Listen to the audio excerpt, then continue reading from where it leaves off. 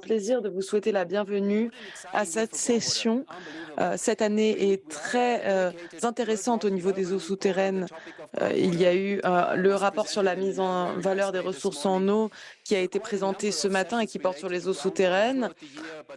Et beaucoup d'événements ont porté sur les eaux souterraines toute l'année, mais ce moment est vraiment l'acmé de cette année et c'est un moment remarquable pour les eaux souterraines. Lors de la présentation du rapport sur la mise en valeur des ressources en eau, nous avons entendu que la plupart des ressources en eau douce se trouvent sous terre. 99% pour être exact de l'eau douce se trouve sous terre. Les eaux souterraines dans beaucoup de parties du monde sont déjà utilisées. On entend beaucoup parler du déclin des nappes phréatiques, c'est tout à fait vrai, mais nous allons aborder la complexité de cette question pendant la session. Par ailleurs, les eaux souterraines peuvent faire partie de la solution. Elles peuvent permettre de renforcer la résilience face au changement climatique et cela peut permettre l'adaptation au changement climatique. Mais il faut comprendre ces ressources pour y arriver. Nous avons besoin de données et d'informations pour comprendre les changements de temps et de lieu de ces ressources et il faut comprendre également les conséquences de la surexploitation et les dangers qui pèsent sur ces ressources. C'est pourquoi nous avons besoin de données et c'est le sujet qui nous occupe. Je suis très bien entourée, ce panel est particulièrement riche et j'en suis ravie. Je vais vous poser quelques questions pour que l'on gagne du temps. Nos deux rapporteurs se trouvent tout à gauche et je les présente. Il s'agit de Monsieur Édouard Bonnet du Réseau international des organismes de bassin. 99,9% des bassins se trouvent également sous la terre. Et puis Monsieur Frem représente donc le réseau des jeunes sur les eaux souterraines et il va transmettre nos remarques au réseau des jeunes. Et je souhaite la bienvenue également au professeur Thalès, le professeur Petteri Talas, qui est le secrétaire général de l'OMM, qui malheureusement ne pouvait pas être présent aujourd'hui. Nous allons donc entendre sa présentation par vidéo. Nous allons l'entendre tout de suite, le professeur Talas.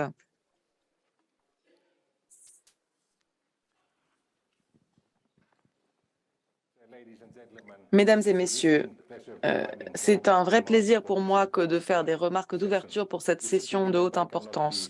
C'est dommage que je ne puisse pas être avec vous à Paris, mais des engagements préalables m'ont empêché de participer à vos discussions en personne. Je souhaite remercier l'UNESCO qui a décidé d'organiser ce sommet sur les eaux souterraines 2022 au nom de l'ONU Eau et merci également à tous les organisateurs de cette session et je voudrais commencer par dire que l'amélioration des données et des informations est au cœur du mandat de l'OMM puisque nous sommes l'agence spécialisée des Nations Unies sur la météorologie, le climat et l'eau et nous essayons de proposer des connaissances basées sur la science pour les responsables publics. À l'OMM, nous avons adopté une approche du système Terre. Cette approche nous permet de mieux prendre en compte les processus naturels et humains interconnectés comme les cycles mondiaux. Le cycle hydrologique en fait partie. Les eaux souterraines sont une partie essentielle de ce cycle et les eaux souterraines sont affectées par les autres systèmes, notamment le système Terre est affecté également par les eaux souterraines. Nous améliorons de plus en plus notre système Terre et notre compréhension. C'est absolument essentiel pour cela d'améliorer les observations de tous les systèmes. Il faut donc générer des informations précieuses par le biais des analyses de données intégrées et par le biais de la compilation de données. Nous améliorons sans cesse également nos méthodes de modélisation. L'année dernière, des décisions historiques ont été prises. Par exemple, nous avons adopté la politique de données unifiée, ce qui permet d'établir un réseau mondial d'observation et un mécanisme de financement durable. Il y a eu également le plan d'action sur l'hydrologie adopté par le Congrès avec de nombreuses activités qui ont été identifiées et qui seront mises en œuvre parmi les membres. Par ailleurs, nous avons aussi des outils qui sont mis à disposition de la communauté qui travaille dans le domaine de la météorologie, l'eau et autres sciences environnementales. Notamment, nous avons le système d'observation hydrologique de l'OMM qui contribuent au système d'information de l'OMM en général. Ce système a été conçu afin de soutenir la modélisation et les systèmes d'alerte du système hydrologique en général. Cela inclut les eaux souterraines et nous sommes ravis de travailler aux côtés de partenaires essentiels comme l'UNESCO ou l'IGRAC pour soutenir nos efforts avec ces outils pragmatiques. Ces outils jouent un rôle essentiel. En effet, le changement climatique affecte la disponibilité, la qualité et la quantité de l'eau pour des milliards de personnes et les écosystèmes ressentent les effets du changement à bien des égards. Les changements hydrologiques générés par le changement climatique présentent des défis pour la gestion durable de toutes les ressources en eau. Ces ressources sont de plus en plus sous pression dans beaucoup de régions du monde en raison de la surexploitation et de la pollution. Plus de 3 millions de personnes vivent dans des situations de stress hydrique grave. Les ressources d'eau souterraine sont directement touchées.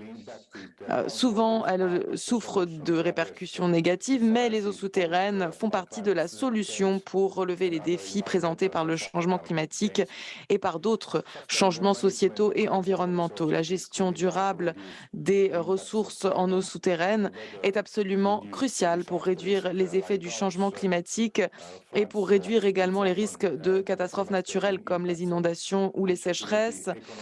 Ces événements ont souvent des effets dévastateurs sur la sécurité alimentaire, les économies, les sociétés et les écosystèmes.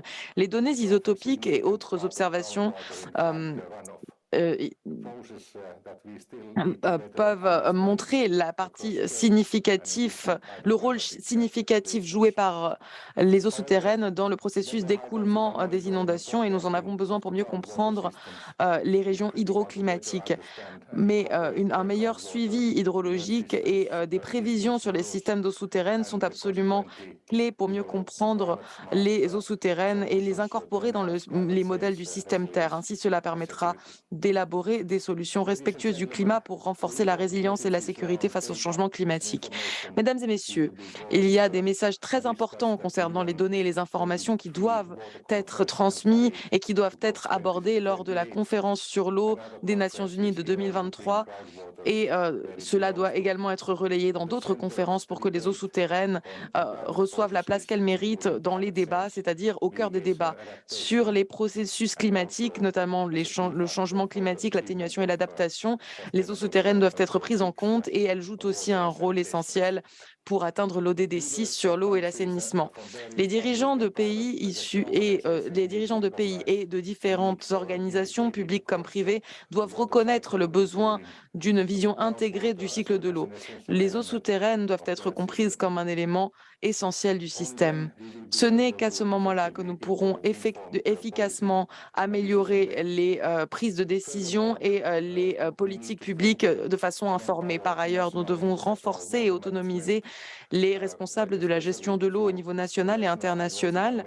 Les services hydrologiques et météorologiques nationaux, notamment, doivent pouvoir gérer les ressources en eau souterraine de façon appropriée et il faut catalyser la coopération entre tous les systèmes qui sont interconnectés. Nous sommes ravis d'être un partenaire de confiance dans cet effort. Merci.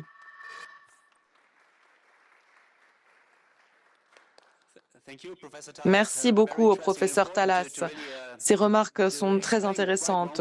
C'est important aussi d'expliquer que les eaux souterraines sont une partie essentielle du système Terre et vous avez aussi parlé des défis posés par les politiques de données et vous avez parlé de la complexité des données ainsi que d'un mécanisme de financement pour améliorer la qualité des données et de l'information.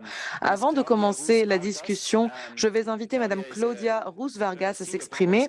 Claudia est une spécialiste des ressources en eau souterraine à l'IGRAC et elle va nous parler des défis principaux en termes de données et d'informations. Donc l'IGRAC est le Centre international d'évaluation des ressources en eau souterraine. Claudia, vous savez que cette conférence est placée sous le signe de l'accélérateur de l'ODD 6. Les données sont un accélérateur clé. Claudia va nous en parler. Elle va nous dire comment on peut parvenir à la durabilité des eaux souterraines grâce aux données. Est-ce que vous m'entendez? Bonjour à tous, chers amis. Je suis ravie d'être parmi vous pour vous présenter la question des données et des informations qui sont nécessaires pour une gestion informée des eaux souterraines. L'objectif de cette présentation est de vous présenter le contenu du document d'information que nous avons élaboré pour cette session. C'est le document que vous voyez à l'écran. Il y a plusieurs éléments qui sont abordés dans ce document. D'abord, il y a les sources de données et d'informations des eaux souterraines, les besoins supplémentaires, les défis pour terminer. Ces questions seront approfondies par nos panélistes après ma présentation. Nous avons des problèmes sociétaux et environnementaux qui impliquent parfois les eaux souterraines. Pour résoudre ces problèmes, il faut étudier tous les facteurs qui déterminent ces problèmes. Les eaux souterraines font partie de ces facteurs et la seule façon de gérer ces problèmes liés aux eaux souterraines, c'est par le biais d'une gestion des ressources en eau informée. Informée, cela signifie qu'il faut des données et des informations fiables. Les sources principales de données et d'informations proviennent de trois sources, le suivi, l'évaluation et les sources supplémentaires. Tout ceci est compris dans le cadre de différents défis et nous allons en parler aujourd'hui. Donc, il s'agit du rectangle qui se trouve au cœur du schéma. Et pour commencer, je vais parler du suivi de l'eau. Donc, il s'agit de la mesure et de l'observation systématique de l'état d'un aquifère. Nous avons trois points à prendre en compte, le but, les paramètres et la fréquence. Lorsque l'on assure le suivi d'un aquifère, on veut savoir dans quel état il est, donc quelle quantité d'eau se trouve dans cet aquifère. Est-ce que la qualité de l'eau est bonne? Quelles sont les tendances? Est-ce que c'est un aquifère qui est en dégradation? On peut donc s'intéresser à la quantité de l'eau ou à la qualité. Afin d'assurer le suivi de ces deux éléments, nous nous intéressons à une série de paramètres. Les niveaux de l'eau, les nitrates, tout dépend de ce à quoi on choisit de s'intéresser. Et puis, j'ai parlé également des mesures systématiques. Le suivi doit donc être réalisé à une certaine fréquence. On ne peut pas faire une mesure maintenant et puis attendre des années pour faire la prochaine mesure. Il faut pouvoir avoir une idée de ce qui se passe au sein de l'aquifère. Ce suivi de l'eau se fait traditionnellement sur place de façon manuelle ou avec des équipements, mais maintenant il y a également la télédétection et la science citoyenne qui doivent être prises en compte parce que ce sont des moyens intéressants d'assurer le suivi. Mais la qualité doit être garantie, la qualité des données, j'entends, parce que si on ne peut pas faire confiance aux données, alors les résultats n'auront aucun sens.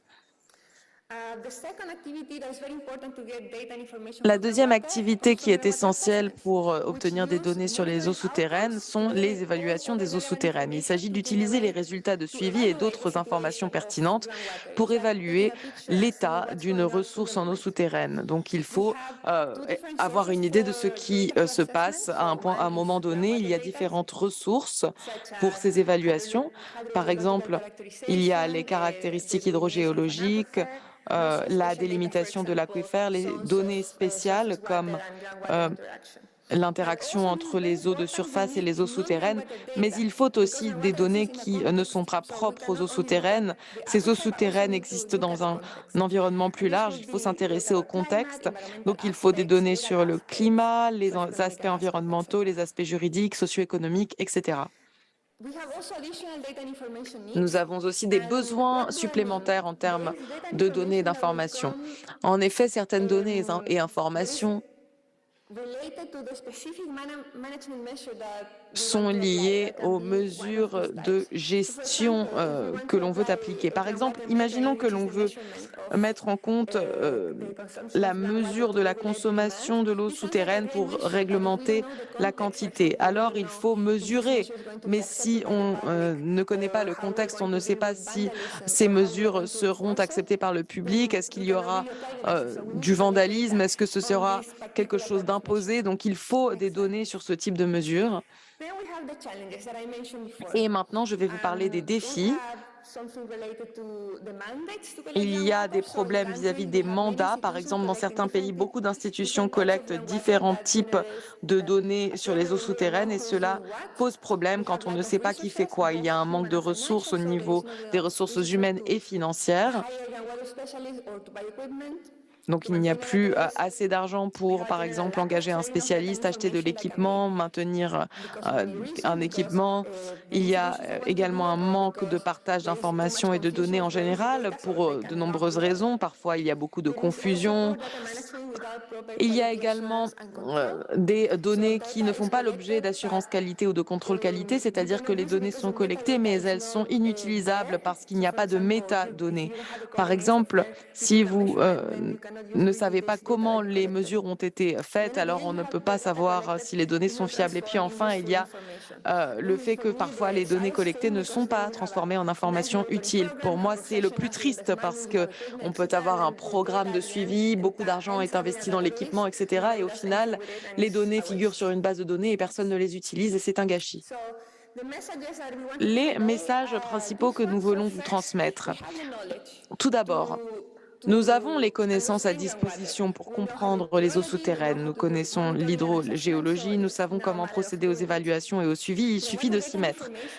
Les données et les informations des ressources en eau souterraine viennent de l'évaluation et du suivi. Aucune évaluation ne peut être faite sans registre des données historiques, parce que ces données peuvent nous permettre de nous projeter vers l'avenir. Ces données doivent être utilisables, trouvables, accessibles, et elles doivent pouvoir être transformées en informations exploitables. Il faut également des informations spécifiques et des données spécifiques pour les mesures que l'on veut appliquer en matière de gestion. Donc il faut aller au-delà des évaluations traditionnelles. Il y a différents défis qui doivent être relevés et nous savons que le coût pour les surmonter est très élevé. Et puis enfin, il faut sensibiliser le public, améliorer la participation des citoyens et plaider pour un suivi et une évaluation adéquate. C'est ce que nous faisons aujourd'hui. Donc merci et je me réjouis d'entendre la discussion en panel.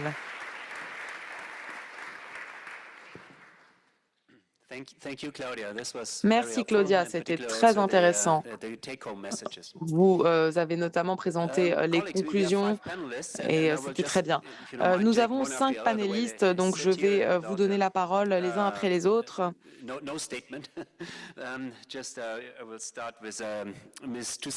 Je vais commencer par Madame Toussani Netazana. Madame Toussani Netazana est directrice du groupe de développement et de recherche de restauration et de conservation des eaux souterraines en Thaïlande. Toussani, souvent la collecte des données, malgré son importance qui vient d'être démontrée, est souvent considérée comme peu intéressante pour les investissements et la recherche. C'est une activité qui reçoit peu de visibilité. On a parlé du manque de ressources. La collecte des données est souvent considérée comme peu attrayante, mais pourtant c'est le point de départ de toutes les autres activités.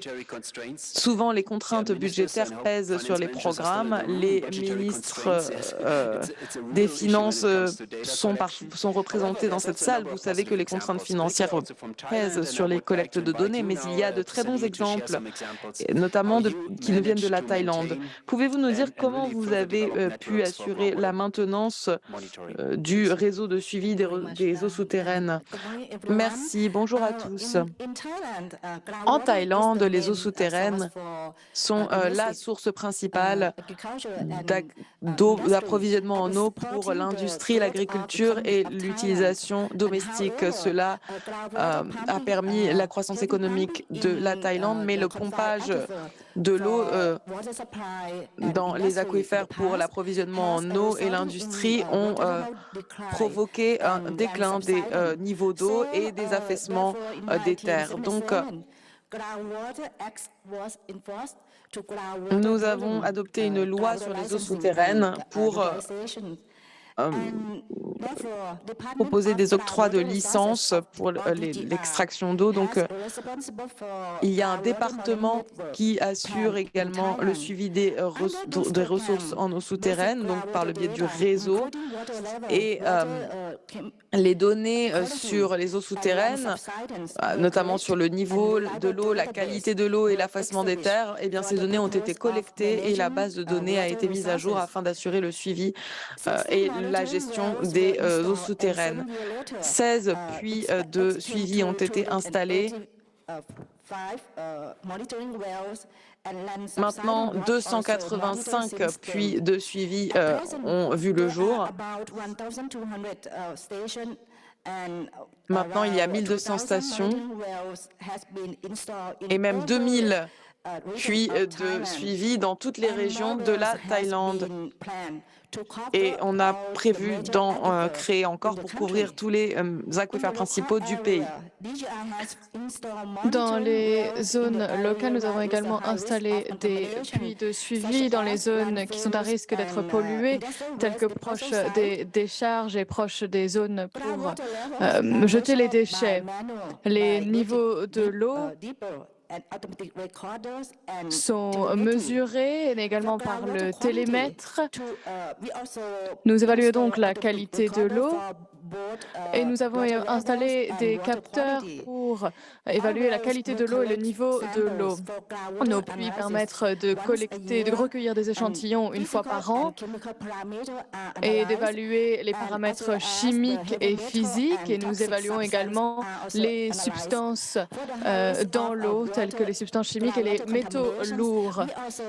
En termes de pollution de l'eau, nous analysons également les bactéries ou les composés organiques volatiles présents dans l'eau. Nos données sont intégrées dans une base de données et diffusées auprès de la population. Elles peuvent être visualisées et être téléchargées sur notre plateforme. La plateforme s'appelle Thailand Groundwater Monitoring System en anglais. Les données sont analysées. Par exemple,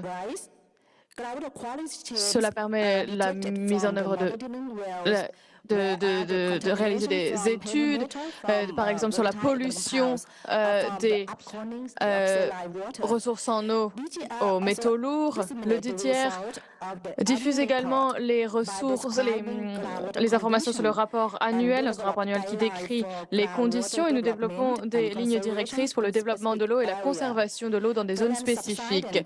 En ce qui concerne l'affaissement des terres, l'atténuation de l'affaissement des terres a été commencé dès les années 90 et nous avons amendé ce processus en 2003 pour réguler l'utilisation des eaux souterraines, notamment à Bangkok et dans les zones proches. Il y a également un frais pour l'utilisation des eaux souterraines et un frais de conservation des eaux souterraines. Nous avons noté des progrès. Notre défi en termes de suivi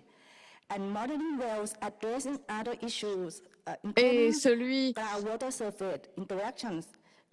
d'évaluer d'autres domaines tels que les interactions entre les eaux souterraines et les eaux de surface, également le remplissement des eaux souterraines.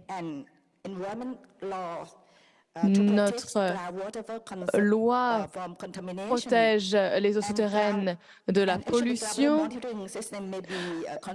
et le système de suivi permet d'avoir un suivi détaillé. Toutefois, il y a un manque de participation publique. Il nous faut également renforcer les capacités du réseau officiel et de mettre en place plus de technologies. Merci. Merci. Votre message était très clair. N'hésitez pas à l'applaudir. Merci. Prochain panéliste, Madame Jolie Miller. Jody travaille à l'Agence internationale de l'énergie atomique dans le département des énergies nucléaires et de ses applications. Jody, les données sont essentielles. Je crois que je n'ai pas besoin de le répéter, mais ces données-là sont dangereuses et parfois trompeuses et nous amener à des mauvaises décisions et causer des dommages. Est-ce qu'il faudrait investir dans les meilleures données possibles ou faut-il avoir une approche plus pratique et avoir des données qui soient utiles? Et pourriez-vous nous parler de la qualité des données? Est-ce que cela est réellement important? Pourriez-vous partager des expériences de l'Agence internationale de l'énergie atomique? Merci. Bonjour à tous. Merci Stéphane. J'aimerais commencer par dire qu'aujourd'hui, un peu plus tard dans la journée, il y a une séance sur l'innovation et il faut reconnaître que ces 10 dernières années, nous avons été témoins de grandes innovations. En effet, des innovations en termes de collecte des données. Nous avons des quantités incroyables de données disponibles. Nous avons différents instruments qui peuvent, par exemple, mesurer l'âge de l'eau, qui peuvent le retracer dans l'histoire. Nous pouvons également utiliser des boîtes qui vont nous permettre de mesurer la concentration de gaz à effet de serre dans les zones reculées. Mais il nous faut comprendre ces données et toujours garder à l'esprit que la qualité des données, c'est-à-dire pouvoir analyser nos données, est essentielle. Et lorsqu'il y a des soucis avec les données, il est important de pouvoir identifier cela également. C'est une étape cruciale lorsque l'on analyse ces données. Et à l'Agence internationale de l'énergie atomique, nous avons une approche en 3 volets. Premièrement, l'échantillonnage. Si vous souhaitez collecter un échantillon d'eau souterraine, on ne se rend pas tout simplement à proche d'un lac ou d'une rivière pour échantiller. Non, nous utilisons un système pour puiser de l'eau souterraine et donc nous ne pouvons pas voir l'endroit où nous collectons cet échantillon. Donc il nous faut bien comprendre notre échantillon pour savoir ce qu'il nous dit. De plus, il faut également prendre en compte les techniques analytiques que nous mettons en œuvre. Il y a différentes techniques qui sont disponibles aujourd'hui, que nous pouvons utiliser, et différents instruments pour obtenir des données. Et parfois, différentes techniques vont nous donner les mêmes données. Donc, il faut bien comprendre quelle est la technique la plus appropriée à utiliser dans une situation particulière. Est-ce que, par exemple, il faut bien identifier également quel est le problème que l'on tente de solutionner. Puis, nous nous intéressons également au traitement des données, au post-traitement des données.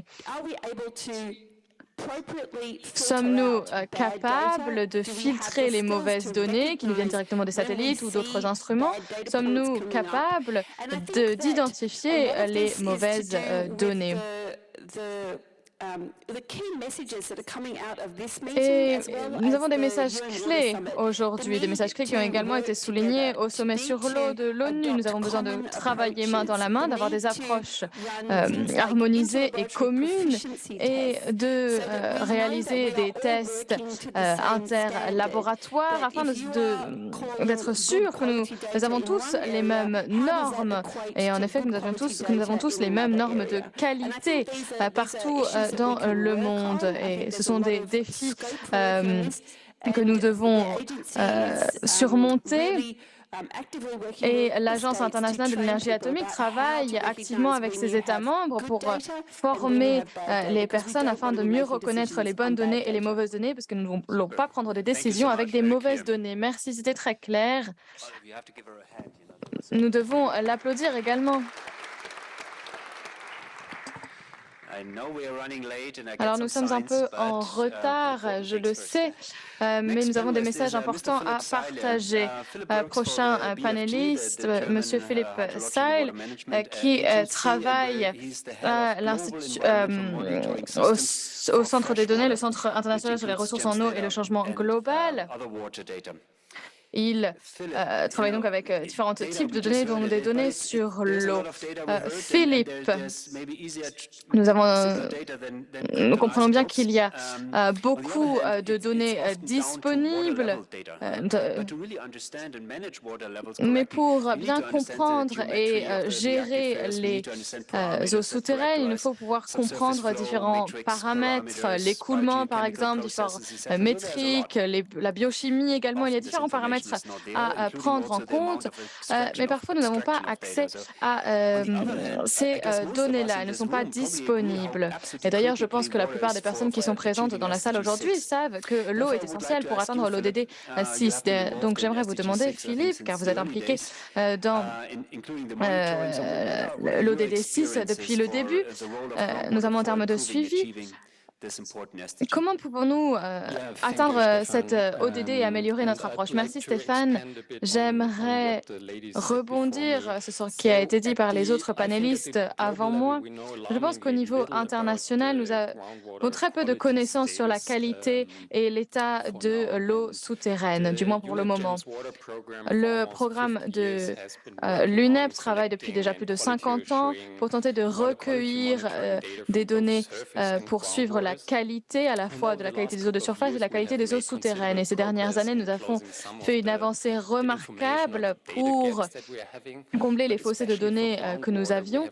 Mais en termes d'eau souterraine, nous avons trop peu d'informations et les données que nous avons et sur toutes les données que nous avons, seulement 5% de ces données sont des données sur les eaux souterraines. Alors, je vais me concentrer aujourd'hui sur deux défis particuliers. Alors, Claudia a déjà parlé d'un défi, c'est un mauvais suivi des données et un manque d'informations produites à partir de ces données. Il y a quelques années, un de mes collègues, un collègue expert d'un programme de suivi, s'est exprimée lors d'une formation. Et elle nous avait dit que le ministère avait réduit son budget de moitié. Nous avions demandé pourquoi. Eh bien parce que nous réalisons un suivi, mais toutefois nous n'avons pas pu produire des rapports et les envoyer aux législateurs. Et donc, à cause de leur manque de, nous allons dire, capacité à utiliser les données,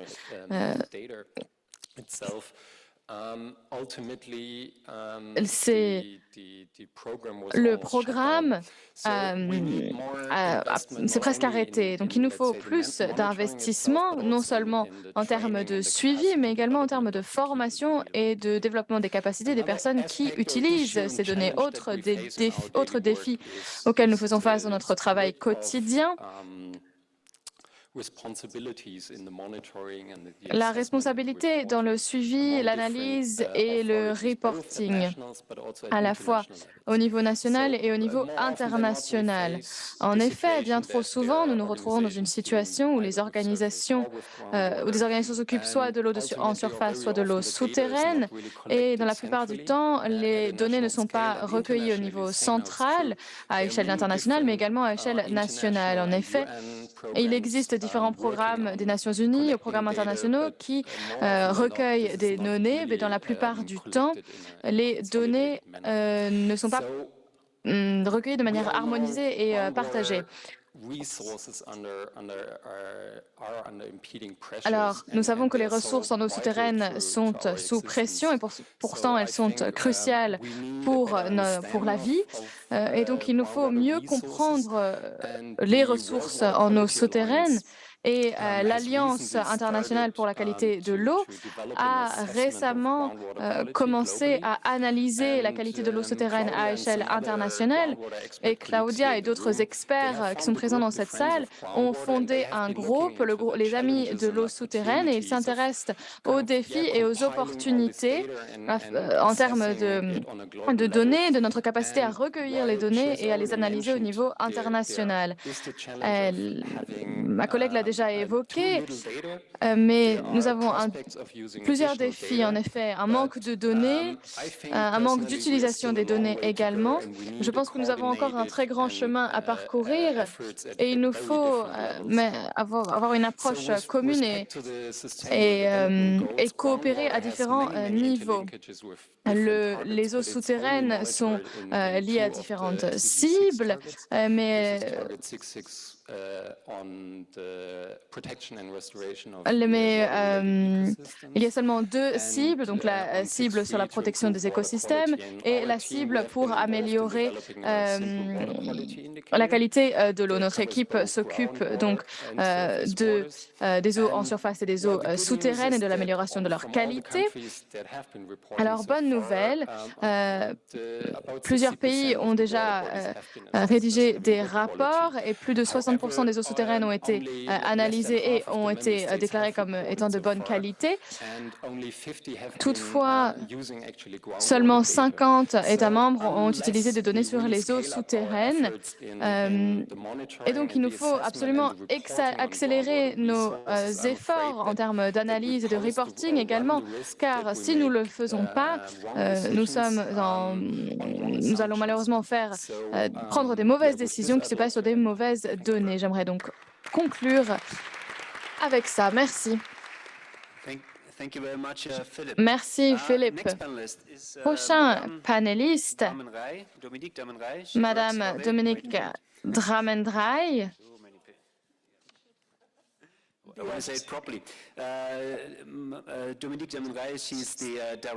Qui est directrice du programme Eau et Changement mondial au Bureau de recherche géologique et minière, le BRGM en France. La France est l'un des pays pionniers en termes de suivi des eaux souterraines et de partage des données. D'ailleurs, Claudia, tout à l'heure, lors de sa présentation, a déclaré que les données devaient être interopérables, qu'on puisse les partager, qu'elles puissent répondre à l'acronyme FAIR. Alors, parfois, les secteurs privés et le secteur public sont impliqués. Il n'y a donc pas seulement des barrières technologiques, mais parfois également des défis en termes de sécurité ou des défis commerciaux dans l'accès aux données. Quelle pourriez-vous partager avec nous votre expérience de ces dernières années en France? Merci. Merci, Stéphane. En effet, je travaille au Bureau des recherches géologiques et minières et nous travaillons pour la plateforme de suivi de l'eau souterraine et également la base de données des eaux souterraines. Et nous recueillons différentes données de la part des municipalités, du secteur privé et des autorités locales en termes de qualité de l'eau. Et comme cela a déjà été dit, pour faire cela, il nous faut une action sur le long terme, en termes d'harmonisation des normes, de communication, de lignes directrices également. Il nous faut tout de même réaliser des contrôles qualité. Mais ces données sont disponibles librement et on peut les utiliser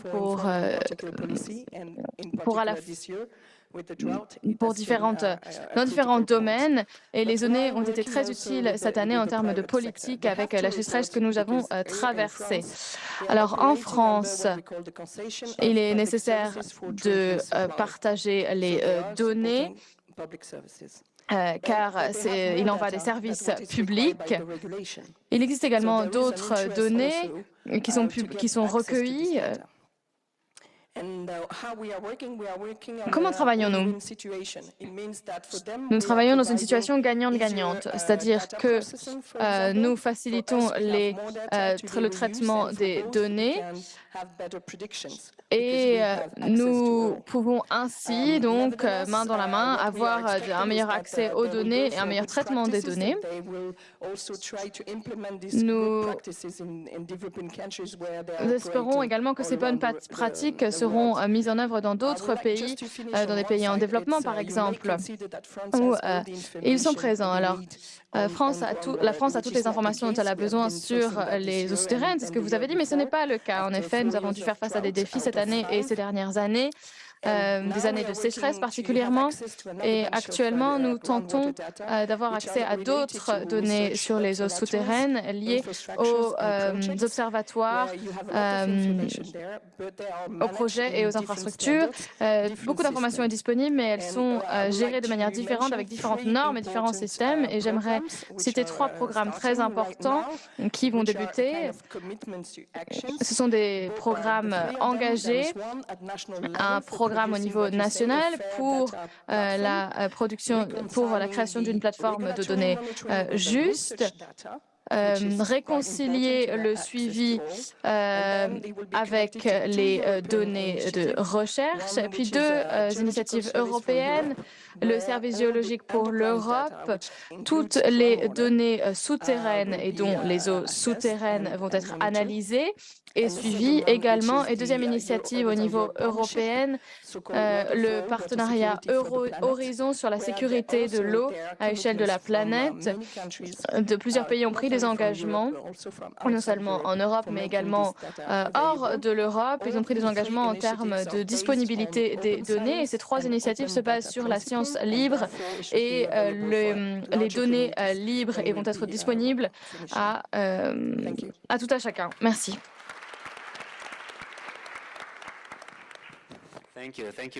Merci.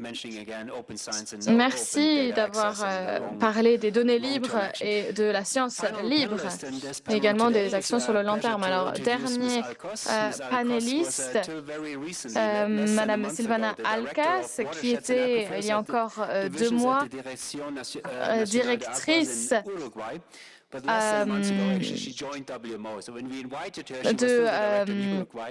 l'Agence de l'eau souterraine en Uruguay, mais elle a récemment rejoint l'OMM en tant que directrice, en tant qu'experte. Alors, Silvana, nous avons parlé de l'eau, de l'importance de la qualité, d'avoir accès à ces données, de faire en sorte qu'elles soient disponibles, mais j'aimerais maintenant évoquer la question du partage des données. Et il y a différentes barrières législatives ou techniques également. Toutefois, la communauté internationale a contribué en partageant différents outils, des outils normatifs, mais également des outils technologiques qui peuvent aider les pays à partager les données. Quelles sont votre expérience en Amérique latine où vous avez travaillé? En effet, vous avez travaillé tant d'années sur ce continent et vous pouvez peut-être partager avec nous votre expérience, mais également votre expérience au sein de l'OMM. Merci. Merci Stéphane, merci à tous, merci d'être présents ici aujourd'hui.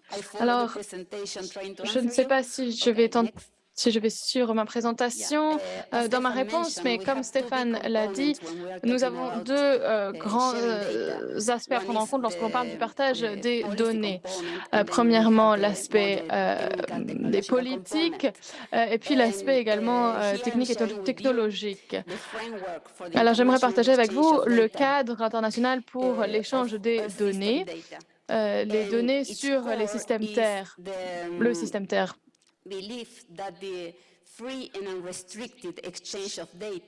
Donc, un échange libre et sans restriction des données, nous considérons que c'est une approche gagnant-gagnant pour tous.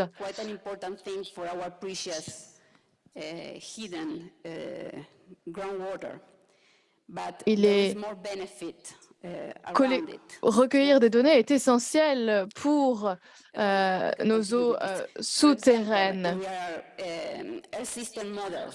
Alors, en ce qui concerne les systèmes Terre, ils ont la capacité de représenter à échelle régionale des évolutions et changements en termes de stockage des eaux souterraines. Et cela peut être vérifié en réalisant des mesures d'anomalies de la gravité que nous recueillons grâce aux missions satellites. Mais cette information est une information spatiale et temporelle. Et donc, avoir accès aux données sur les niveaux de l'eau peut améliorer nos prévisions et nos estimations. Prochaine diapositive, s'il vous plaît. Nous sommes prêts à partager cela. En effet, nous voyons que cette approche est avantageuse. Mais quelle est la meilleure manière de le faire? Alors, je vais commencer par l'approche normative. Elle est clé et c'est une approche durable également. Bonne nouvelle, actuellement, nous avons une norme qui existe pour les eaux souterraines, OML2 partie 4, qui a été approuvée par l'OMM et OGC, le consortium de l'espace. En mars, une session a été organisée, une session de formation sur Water ML 2.4. Et pour ceux qui n'ont pas pu participer, n'hésitez pas à cliquer sur ce lien pour vous familiariser avec cette information. Et ceci va nous permettre de mieux comprendre les données qui sont utilisées par d'autres organismes et qui ont adopté cette norme. Et cela également va nous permettre de faciliter l'échange des données.